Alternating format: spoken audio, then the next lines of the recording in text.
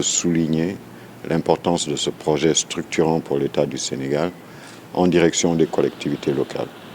Au début du lancement du PACASEN, l'État avait sélectionné environ 128 collectivités locales dans lesquelles des appuis financiers conséquents ont été fournis pour permettre le développement des infrastructures, notamment l'érection de centres de santé, des écoles et pas mal d'autres investissements structurants pour les collectivités locales. Le PACASEN aujourd'hui, c'est un programme de 130 milliards de francs CFA, avec un financement additionnel pour 2025-2026 de 70 milliards de francs CFA. Et l'ensemble de ces efforts contribuent vraiment à permettre aux collectivités locales d'avoir leurs ressources financières conséquemment réévaluées pour leur permettre de prendre en charge les préoccupations des populations. C'est un peu l'objet de cette rencontre et également nous avons pour principal objectif de préparer la tenue du prochain comité de pilotage qui sera présidé par le ministre Moussa Bala Fofana. Je pense qu'aujourd'hui, les questions liées au changement climatique sont en tout cas l'une des préoccupations majeures qui seront prises en compte dans le cadre de ce financement additionnel.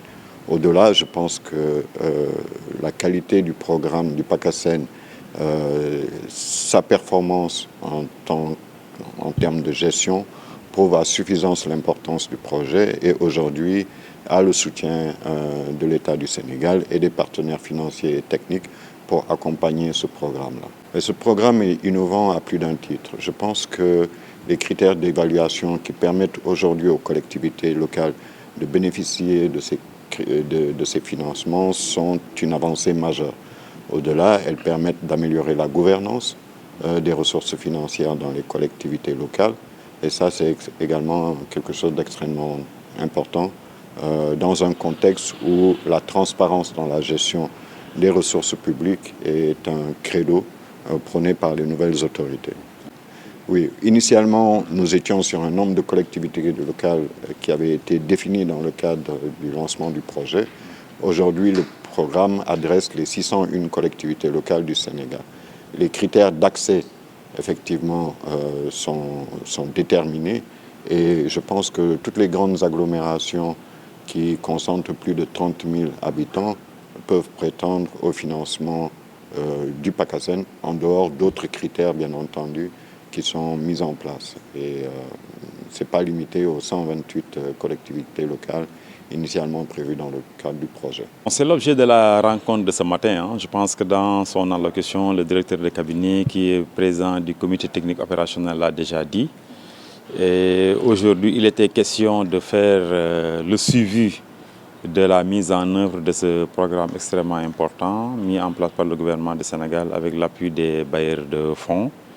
Et de ce point de vue, il est important à chaque étape qu'on puisse s'arrêter pour voir où en est le projet, pour voir les résultats qui sont produits sur le terrain, s'il y a des difficultés qu'on essaie de les soulever et d'essayer d'en apporter les solutions. Parce que depuis 2018, effectivement, nous avons pu, avec les collectivités territoriales, les services de l'État, travailler pour réaliser ce programme-là.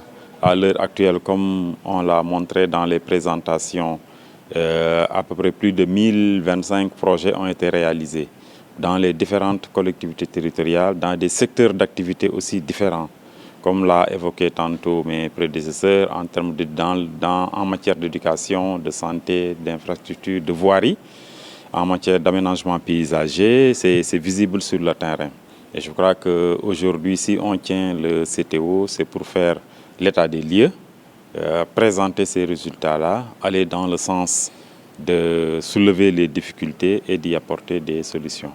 Oui, les prochaines étapes seront pour les 2 années à venir. Il y a un financement additionnel, comme on l'a évoqué tantôt, de 70 milliards, donc qui est axé sur les questions de changement climatique et les questions de genre.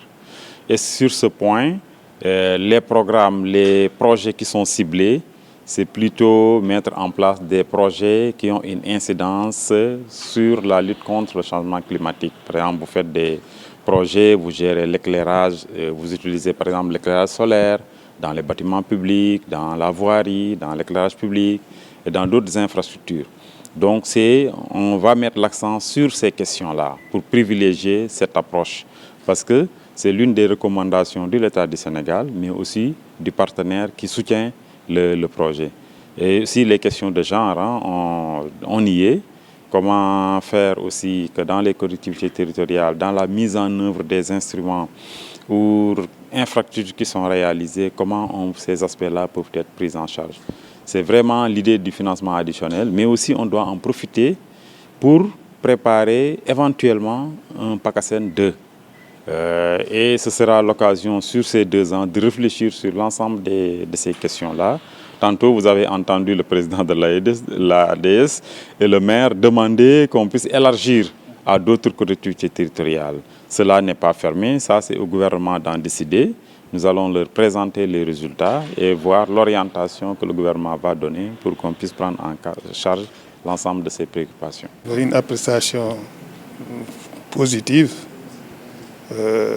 satisfaisante, parce que comme le directeur de cabinet l'a déjà souligné, le PACASEN, c'est un important programme qui agit donc, dans les territoires, les collectivités territoriales du Sénégal.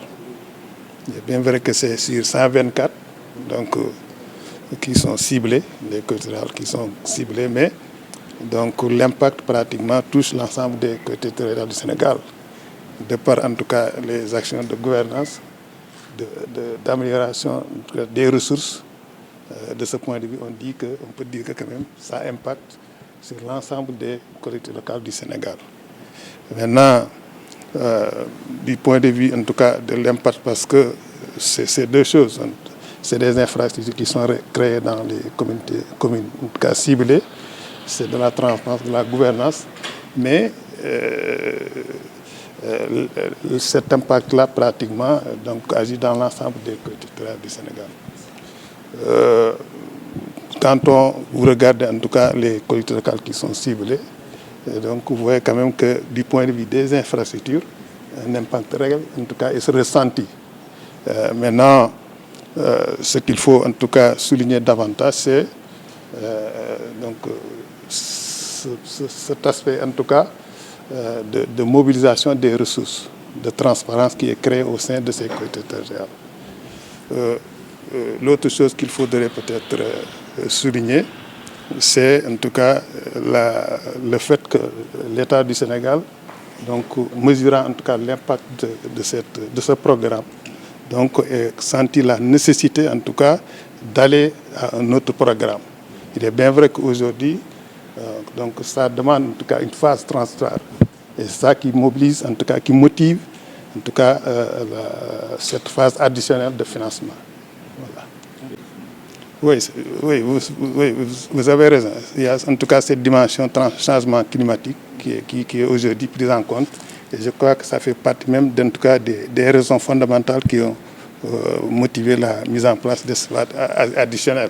Vous savez, les changements climatiques aujourd'hui constituent pratiquement des problématiques qui sont en tout cas préoccupantes pour l'ensemble en tout cas des pays et pour l'ensemble aussi des collectivités territoriales.